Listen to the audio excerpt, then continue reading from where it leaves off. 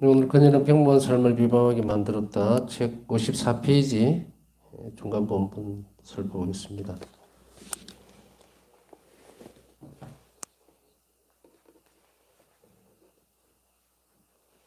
시범 과정에서 신학 금융관 중 한 명이 강조했던 바와 같이 그녀는 아기 예수의 데레사 성녀처럼 아주 작고 그리고 소박하다야 되겠죠.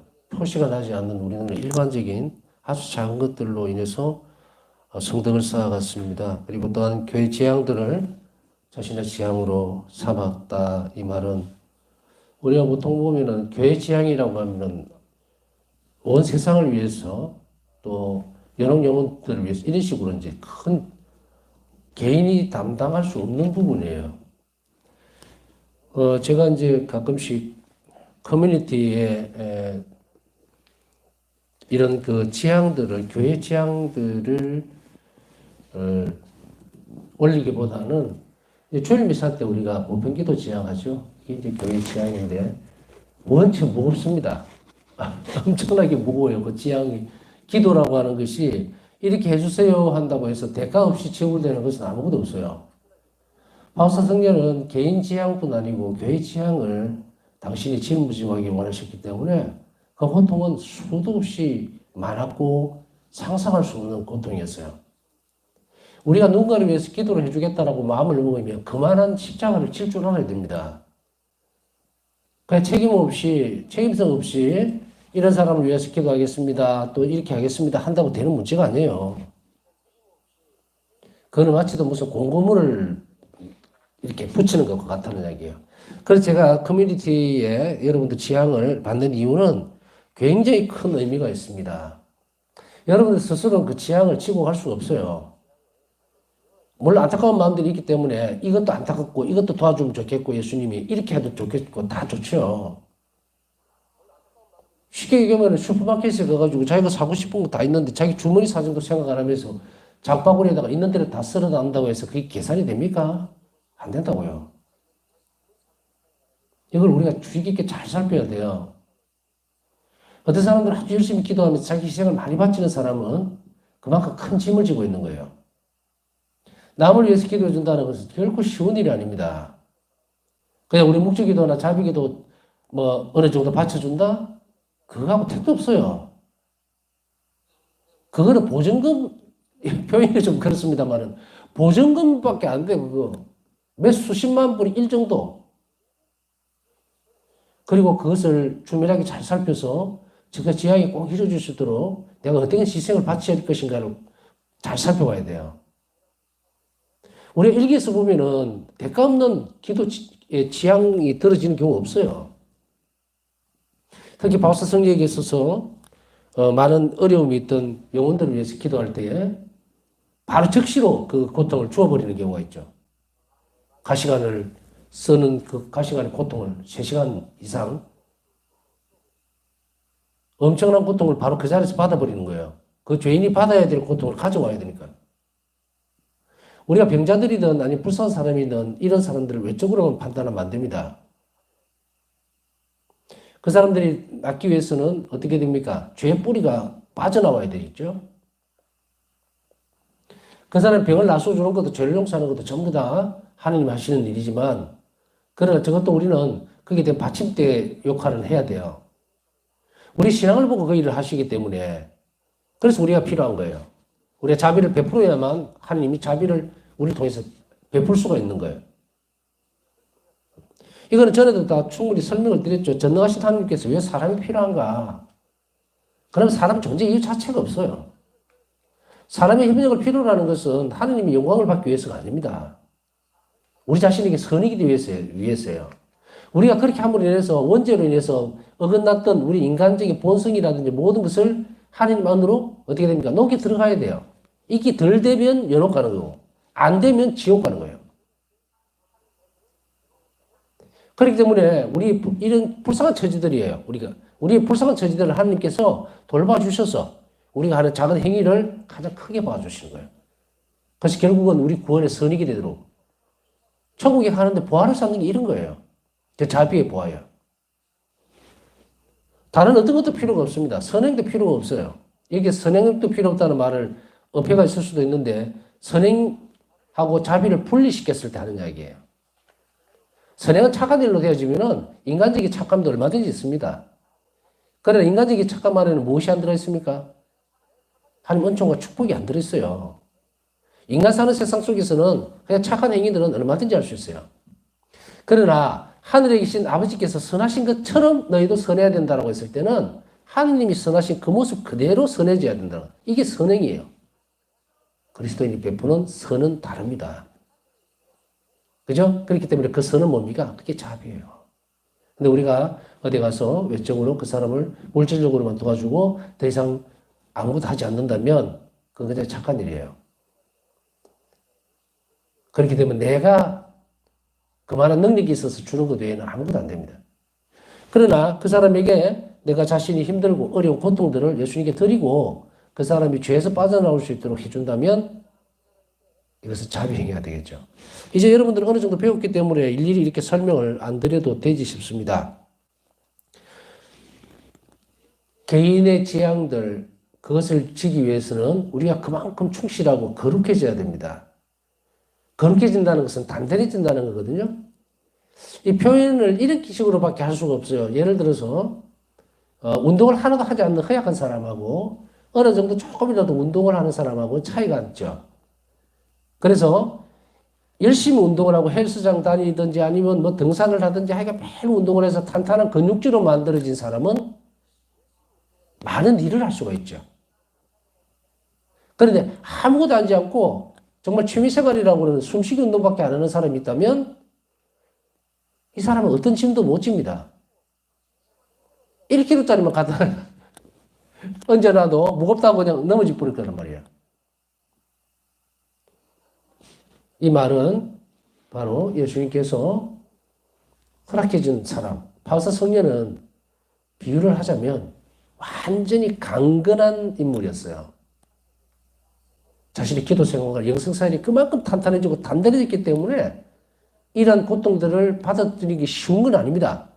그렇지만 우리가 볼 때 너무나 상상을 초월할 수 있는 이런 고통을 죄인들과 맞바꾸면서 죄인들 회개를 위해서 주님께 드리고 이 희생제물을 맞바꾸면서도 무너지지 않도록 된 것은 당신의 영성생활 때문이에요. 예수님께 의탁할 수 있었기 때문에.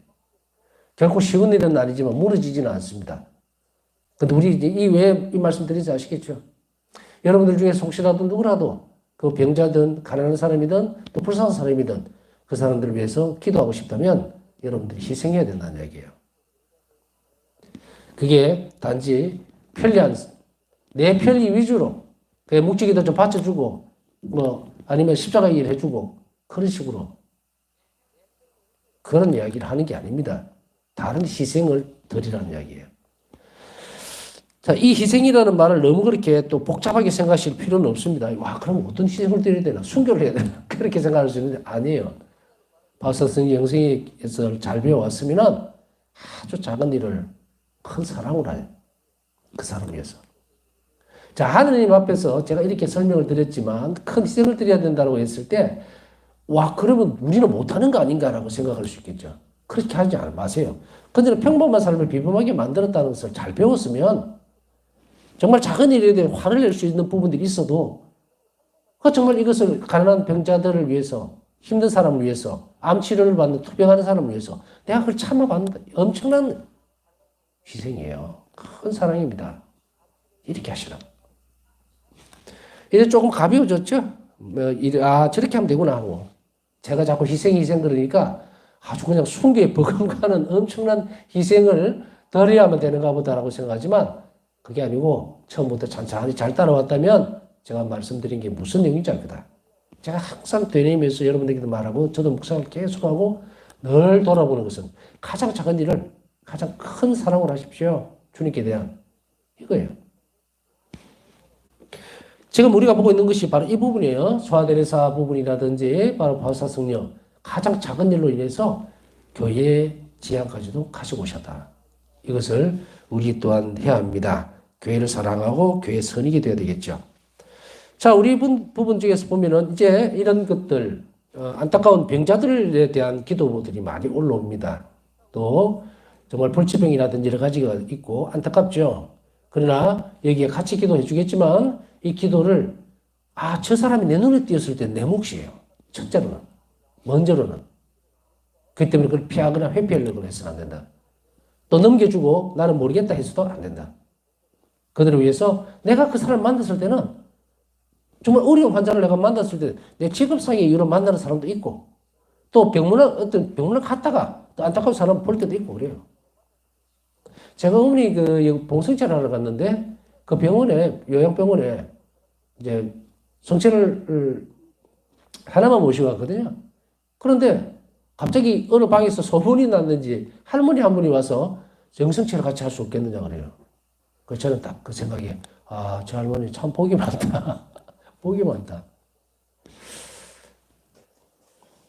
같이 영성체 해주고 기도하고 안수해드리고 보냈는데 참 이런 기회들이 늘 우리에게 닥칠 때에 그때그때 내가 최선을 다해서 해주는 것을 가지고 있다면 참 이상한 일이다 이런 생각은 들었어요. 물론 옛날에도 번화시보 할 때 봉성체 갈 때는 여유로 좀 갑니다. 병원에 갈 때는. 어떤 분이 환자인지도 모르겠고 신자인지도 모르겠고 하기 때문에 어떻게 또 봉성체 온다고 신부님 온다고 웅숭웅숭 하다 보면 영성체 이제 오래됐는데 하고 찾아오는 경우도 있고 그래요. 그런 이 모든 일들도 여러분들 소홀히 봐서는 안 됩니다. 그렇게 찾아왔던 그 할머니 한 분도 이 교회가 기도했고 여러분들이 기도했기 때문이에요. 오랫동안 영성체를 못하고 그리고 하느님에서 조금 멀어져 있는 그런 영혼들을 불러들일 수 있는 것은 운이 좋거나 시세말로 장난삼아 이야기하듯이 조상을 잘 만났거나 그런 게 아니에요. 여러분들이 적어도 죄인들의 회개를 위해서 또 잃어버린 영혼들을 위해서 기도했기 때문에 그 기도의 결과물로 이렇게 드러난 거고 저는 그런 것을 하면서 번거롭다가 아니라 좋은 선물을 받은 거예요. 저는. 우리가 이렇게 기도하는 것이 바로 이렇게 사목 현장에서 이렇게 드러나는구나. 정말 감사드릴 일이에요. 그래서 여러분들 이것들 감사드리고 그걸 잘 살펴본다면 여러분들 기도가 적각 효과가 드러나요. 마일리지 누적하듯이 해서 한꺼번에 보너스 한 짓이 오는 것이 아니에요. 단지 여러분들이 잘 살펴보지 않아서 그렇죠. 이제 우리가 하나님께 협력하는 이 과정들을 잘 살펴보고 그렇게 해나갈 때 우리 영혼이 힘을 얻습니다. 어떤 때는 우리가 기도를 하면서도 어떤 때는 지치는 이유가 뭐냐면 난 열심히 기도한 것 같은데 아무 변화가 없다고 생각될 때예요.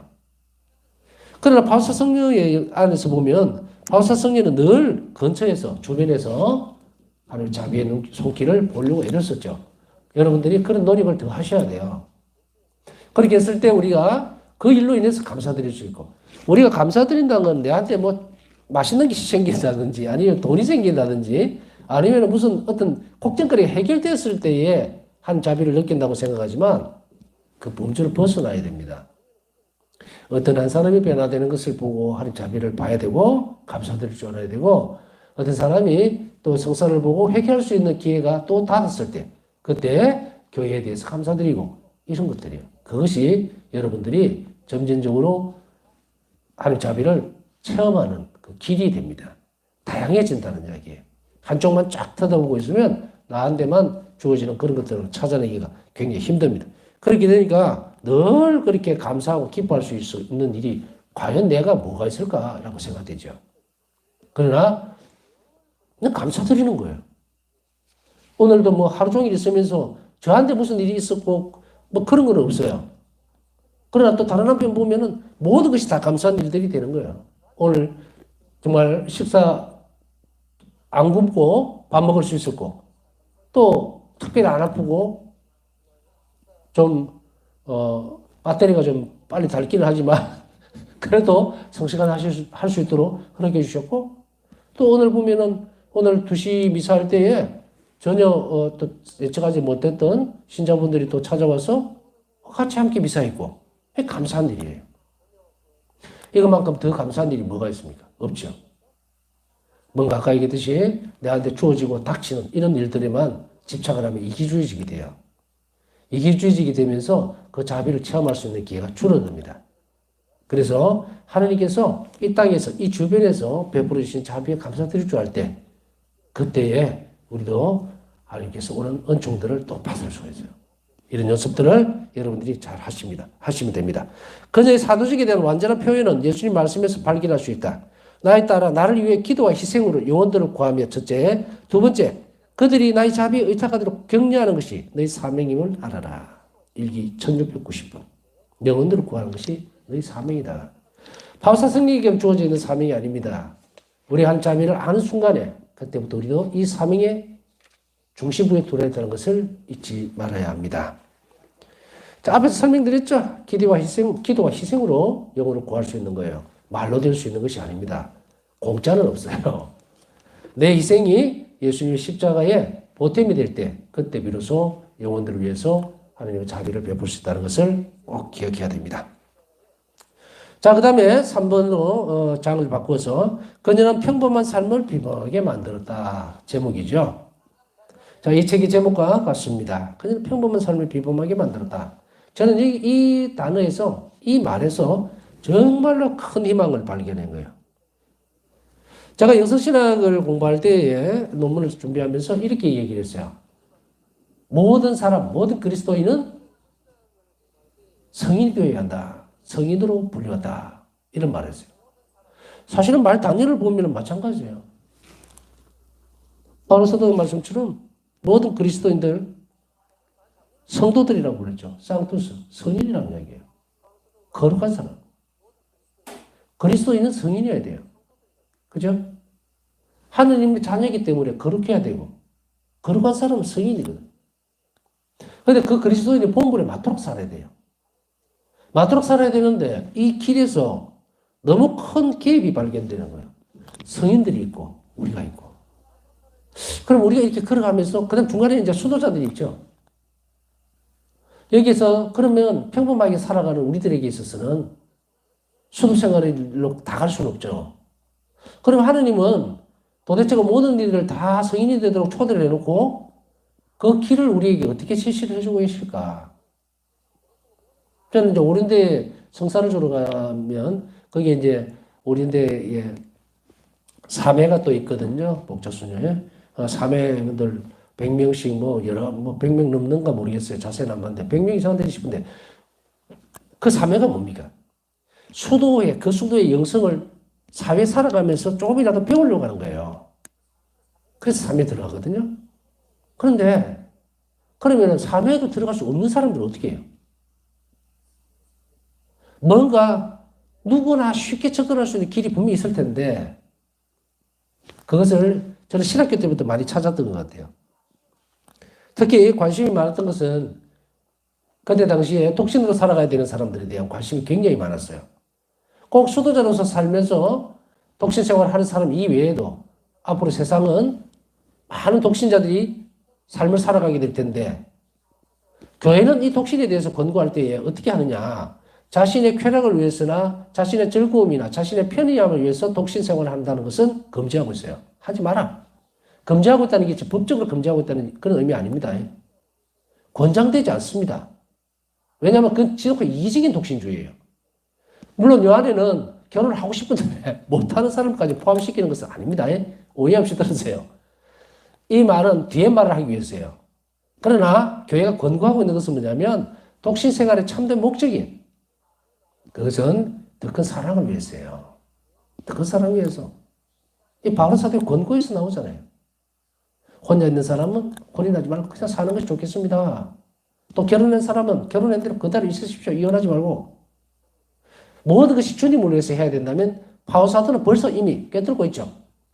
다양한 것에서 혼자 살 수도 있고 결혼할 수도 있고 그리고 수도 생활할 수도 있고 그러나 이 모든 것이 어디로 초점이 맞춰집니까? 하느님을 사랑하는 데에 더 큰 사랑을 위해서라는 분명한 것이 있어요. 그렇기 때문에 요즘 보면은 너무 이렇게 예민한 문제이긴 하지만 어쩔 수 없이 결혼 정리 기회가 늦어지는 것은 어쩔 수가 없어요. 그러나 아이고 뭐 자식 놓고 사는 것도 귀찮고 내 혼자 살다가 이렇게 죽으면 되지 하는 것은 안 된다. 안 돼요. 이거는 교황님도 그 말씀하시면서 결혼 생활에 대한 중차대한 젊은이들에게 말씀을 하시고 계시죠. 그러나 여기에서 결혼이 의무냐 아니냐 그런 문제가 아니고 다양성을 보자는 거예요. 혼자 독신 생활할 수도 있고, 결혼 생활할 수도 있고, 수도 생활할 수도 있고. 그러나 똑같이 지향은 뭡니까? 그 사랑을 위해서 살아내야 된다는 거예요. 자, 거기에서 제가 고민을 한 거예요. 그럼 혼자서 바깥에서 이렇게 정말 예수님께 대한 사랑, 그 높은 사랑을 실천해 가면서 더 큰 사랑을 위해서 살아가고 싶은데 어떤 길을 선택해야 될 건가? 가르쳐 주는 데가 없어요. 가르쳐 주는 데가. 그 가르쳐 주는 데가 있다면 만일에 이런 역할을 좀 바꾸어서 한번 생각해 봤거든요. 내가 만일에 사제가 안 되고 신부가 안 되고 그냥 개인으로 그냥 이렇게 독신으로 살아가고 있다면 나에게 필요한 것이 뭘까? 만일에 열심히 영성생활을 해서 계속 살아갈 수 있는 길이 있다면 그것 또한 괜찮겠다라는 생각이 들었던 거죠. 그런데 만일에 내 혼자서 살면서 이 영성생활할 수 있는 길이 없다면 꾸준하게 계속해서 되어가야 되는 그 길이 없다면 방법이 없다면 나는 어떻게 살지? 이래 되죠. 그랬을 때에 그 오랜 고민들을 한 방에 딱 해결해 주는 것이 이거였어요. 자비신심. 그녀는 평범한 삶을 비품하게 만들었던 이 제목 자체만으로도 빛이 확 비춰. 어디에서든 어떤 처지에서든 마찬가지예요. 그렇다면은 우리가 앞으로 고령화 사회가 되고 혼자서 사는 독거 생활을 하는 분들이 많아지게 되겠죠.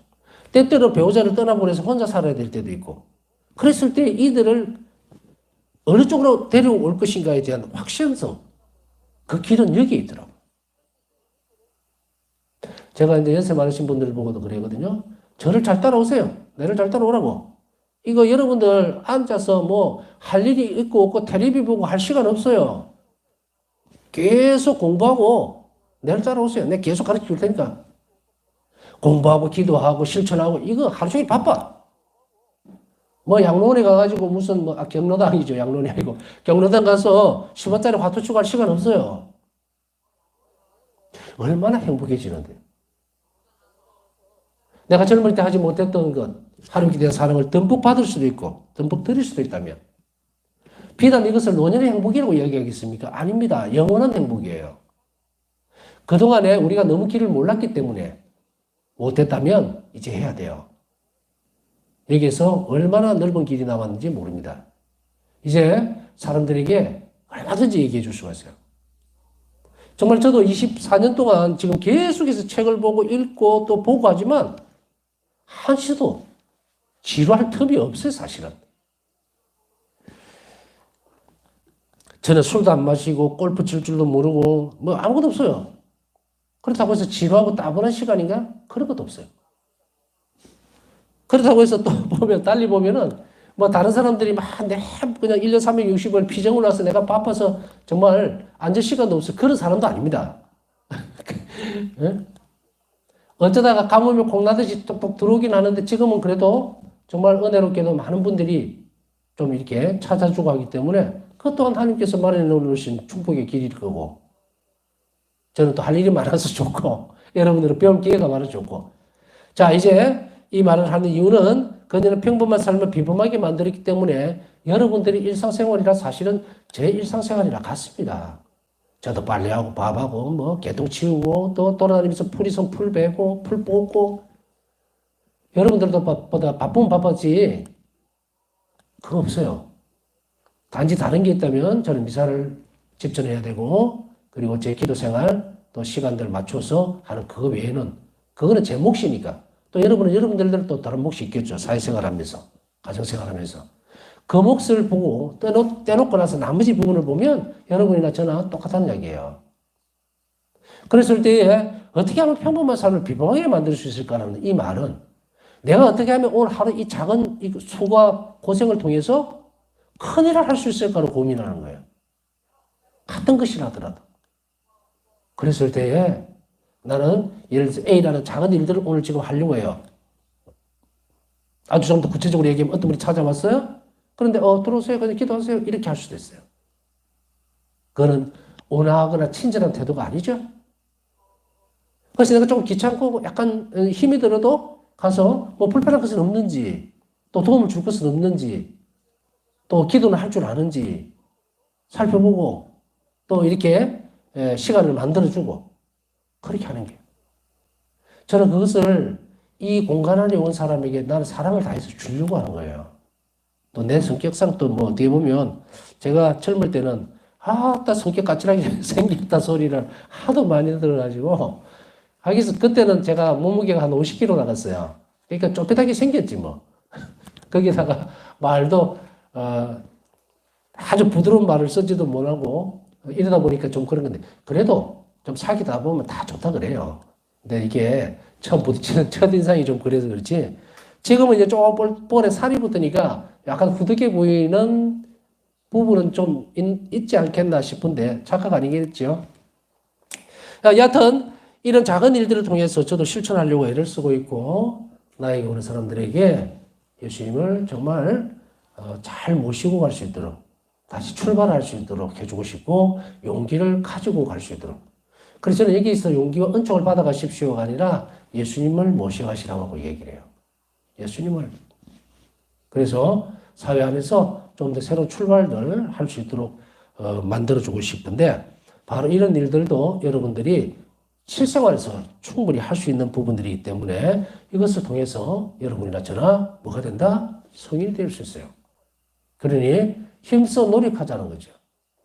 이거는 누군가가 견제를 할 필요도 없어요. 아니, 뭐, 너 같은 사람이 그렇게, 그런 말을 들을 필요도 없어. 그러니 우리가 이 대목을 잘 보면서, 내가 작은 일에 충실할 수 있도록 주의를 기울여서 잘 살펴봅시다. 바오사 수녀는 생애 동안 알려지거나 존경을 받을 만한 큰 일들이 결코 없었다. 참, 이거 외로운 길이거든요. 그죠? 근데 우리는 복음이 쑥 나와서 바오사 성녀의 삶 안으로 쏙 들어가 있는 것을 볼 수 있어요. 뭡니까? 기도할 때 하늘에 계신 아버지께만 향할 수 있도록 골방에 들어가서 기도해라. 그죠?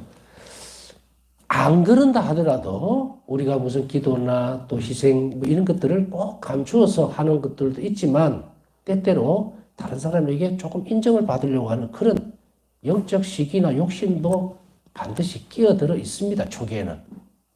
그것을 자꾸 멀리 하려고 애를 써야 되는데 그것이 처음에는 이런 부분들이 있어요. 그렇지만 바오사 성녀가 지향하고 살아냈던 모습들을 보면 가장 큰 기쁨은 뭡니까?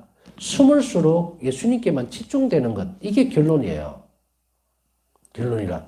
제가 9년 동안 공수에 있으면서 사람 만날 일도 많이 없고 만나봐야 뭐 그 주변에 9가구에서 있는 뭐 할머니들하고 내가 뭐 난상 토론을 할 일도 없고 그냥 한번 아는 척하고 나면 그 다음에 없어요. 혼자 있어야 되거든. 몇 년 동안 계속 혼자 있으면서 어떤 생각이 듭니까? 사실 그 시간이 정말 혼자 있는 시간이라는 것이 좀 남다르긴 하지만 제가 느낀 거는 이 시간이 9년 동안 저는 예수님이 부르시는 시간으로 본 거예요. 이 말은 쉽게 얘기하면 뭐냐면 너 나만 봐. 세상 일에 신경 쓰지 마. 세상 밖으로 나가지 마. 이렇게. 둘러봐도 어울릴 사람도 없고 아무도 없잖아요. 근데 이것을 불평불만을 하고 내 환경이 왜 이러라고 할 필요가 없어. 근데 가만히 생각해 보니까 그래.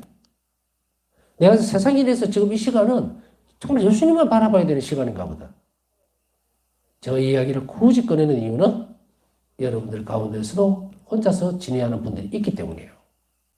아이고 아무도 기억 안 해주고 외롭고 쓸쓸하고 그런 풍요로운 생각을 하지 마세요. 지금은 이 상황이 감사할 시기예요. 이제는 예수님은 다 보고 있어도 방해할 게 아무것도 없다. 이것을 잘 사용하시라. 그게 큰 축복이 있는 거예요. 바오사 성녀는 존경을 받은 큰 일들이 결코 없었습니다. 당신께서 돌아가시고 난 이후에 일기에 대한 부분들이 드러나면서 얼마나 엄청난 성인이었는가를 뒤에 알게 됐죠. 앞에서는 심지어는 같이 살았던 동료조차도 모릅니다. 바오사 성녀의 영성의 깊이가 얼마나 깊은지 그 영혼 안에 완전히 예수님이 잠식하고 자리를 잡고 있는 잠식이라 해야 될까요? 영혼을 차지하고 있다. 이런 일치되어 있는 모습 그거 아무도 몰랐어요. 그만큼 바오사 성녀의 모범은 아주 단순하고 아주 작은 일이지만 표시내지 않는 연습들 이것 또한 우리가 본받을 필요가 반드시 있습니다. 그녀는 초등학교도 마치지 못했으며 그 뒤에는 가정부를 일했습니다. 잘 알다시피 초등학교 3학년 과정밖에 못 마쳤고 그 뒤로는 열남매 중에서 셋째기 때문에 가정부로 가서 일을 해야만 됐어요. 집이 가난하고 농사를 짓지만 뭐 지금같이 뭐 몇만 평 이렇게 분홍이 아니고 아주 조그마한 밭들 농사를 짓는 그런 정도였기 때문에 늘 부족하고 가난했죠. 10명이 여러분들 다 알다시피 10명이 먹어대기 시작하면 엄청나죠. 그것을 위해서 부모님은 정말 힘들었을 거고 아마 박사성녀도 셋째이기 때문에 학교를 가기보다는 가정부를 일찌감치 취직해서 돈을 벌어서 동생들을 뒷바라지를 했습니다. 순영원에서는 요리사, 문지기, 정의사 등의 소임을 맡았습니다. 자, 여기까지 보더라도 하나도 뭔가 독특한 것이 없어요. 하다못해 뭐 순영원에 가서도 뭐 수련장을 했다든지 뭐 어떤 분원장을 했다든지 이런 기록들이 없어요. 맞지를 않았으니까. 전부 다 어디가 있었을까? 이간의 수녀였기 때문에 요리사라든지 문지기라든지 정원사라든지 이런 쪽으로 몸으로 일을 하는 쪽으로 가 있었던 거예요.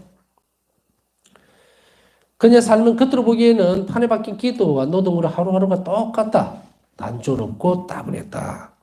여러분들 기회가 되면 수도원에 가서 하루 1박 2일 정도 한번 지내보십시오. 얼마나 단조롭고 따분한지. 제가 이 단조롭고 따분함 때문에 전에도 말씀드렸지만 베네딕토 수도원에 피정 갔다가 도망쳐서 나 수도원에는 절대로 안 올 거다라고 했던 사람이 접니다.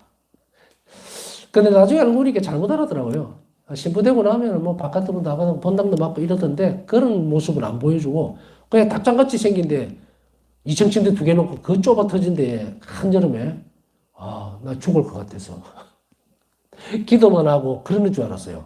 기도만 하고 또 밥 먹고 기도하고 밥 먹고 나중에 보니까 뭐 시간 되니까 다 밭에 가셔서 일하고 뭐 또 목공소에 가서 일하고 그럴 줄 알았으면 그때의 방향전환이 좀 이루어질 수도 있었을 건데 지금 생각해 보면 왜 예수님이 그 장면을 여러분을 딱 보여줬을까? 아침 기도하는 건 너무 좋았거든요. 성물도 같이 새벽에 일어나서 미사하고 그까지 괜찮았는데 딱 그걸 보니까 그 방이 생각나니까 도저히 난 수도 생활은 성수가 없다 이렇게 해서 나와버렸는데 여하튼 이 팔에 박힌 이 기도와 노동 이것에 반복되는 삶 안에서 살아내면서 주변에 있는 누구도 바사성녀가 이렇게 위대한 인물이었다는 것에 대해서는 몰랐습니다. 그녀의 삶을 비범하게 만들었던 것은 성덕에 대한 엄청난 열망이었다. 이는 그녀가 어린 시절부터 시종일관 확고하게 추구하던 궁극적인 목표였다. 일기 1372번. 자, 이게 답이 나옵니다. 제가 아까 얘기했듯이 연세가 들고 혼자 사는 분, 혹은 혼자 어떤 형태로든지 독거노인뿐 아니에요. 지금 뭐 젊은 청장년들도 지금 보고 있는지 모르겠는데 거의 보지 않는다고 보고 있지만 혼자서 사는 사람도 있어요. 그죠? 이들에게도 똑같은 이야기를 해주고 싶어요. 근데 독거노인이 됐든 혼자 사시는 분이 됐든 아니면 뭐 독거청장년이 됐든 여하튼 모두에게 해당되는 것에서 키포인트는 뭐냐? 이 단조롭고 그리고 따분해 보이는 이 삶을 바사성녀가 어떻게 바꾸어 나왔는지 그 원동력이 그럼 나도 하면 되나? 이게 아니에요. 여기에서 포인트는 이겁니다. 성덕에 대한 갈망이에요. 나는 어떻게 하면 하나님을 더 사랑할 수 있을까에 대한 더 높은 덕성에 이르는다는 것은 예수님과 더 일치되고 가까워지고 하나가 되고 싶어하는 열망이죠. 그게 있는 자의 문제예요. 그것을 먼저 가지도록 기도해야 됩니다. 저는 주님을 더 사랑하고 싶습니다. 더 높은 성덕에 이르러서 많은 이들을 위해서 내 덕성으로 그들에게 선익이 되고 싶습니다. 이게 있어야 돼요. 이게 홀라당 빠져버리고 이거 들어가면요. 아무 소용없어요. 아무도 안 합니다. 조금만 묵직이도 바치다가 그만둬버리고 안 해요. 그냥 텔레비 보는 게 낫지 하고 자기 삶을 자포자기 해버리는 그런 상태로 가버린다면 얼마나 어렵겠습니까? 그러나 바로 여기에서 바사성령에서 우리가 하나의 가장 중요한 포인트를 찾아낼 수 있다면 여러분이나 저나 혼자 살든 더불어 살든 상관없이 우리 모두에게는 뭐가 있어야 된다? 성덕에 대한 갈망이 있어야 한다. 그것이 먼저 시작돼야 되기 때문에 그것을 청하는 은총을 받아내야 됩니다. 네, 남은 시간 묵상하면서 오늘 우리의 기도를 또 기대하고 있는 분들 그들이 한참 입을 수 있도록 기도해 주시고요. 남은 시간 묵상하도록 하겠습니다.